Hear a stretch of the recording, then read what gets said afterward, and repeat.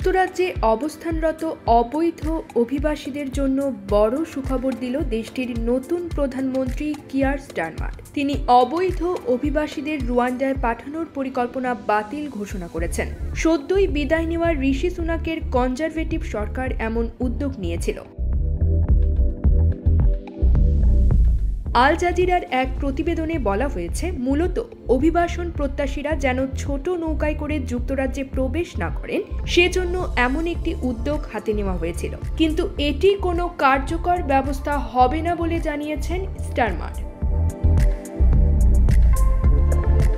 স্থানীয় সময় শনিবার 6 জুলাই স্টারমার এ ব্যাপারে বলেছেন, শুরু হওয়ার আগেই রুয়ান্ডা পরিকল্পনার মৃত্যু ও সমাধি হয়েছে।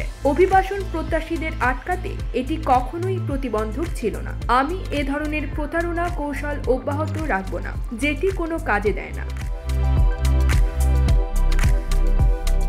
যুক্তরাজ্যের নতুন প্রধানমন্ত্রী বলেছেন, যেসব অভিবাসন প্রত্যাশী ছোট নৌকায় করে আসেন তাদের রুয়ান্ডায় পাঠানোর সম্ভাবনা মাত্র 1%। আর এই বিষয়টি খুব ভালো করেই জানে গ্যাংয়ের সদস্যরা। এর ফলে অভিবাসন প্রত্যাশীদের ঝুঁকিপূর্ণ উপায়ে ইউরোপে নিয়ে আসা অব্যাহত রেখেছে তারা।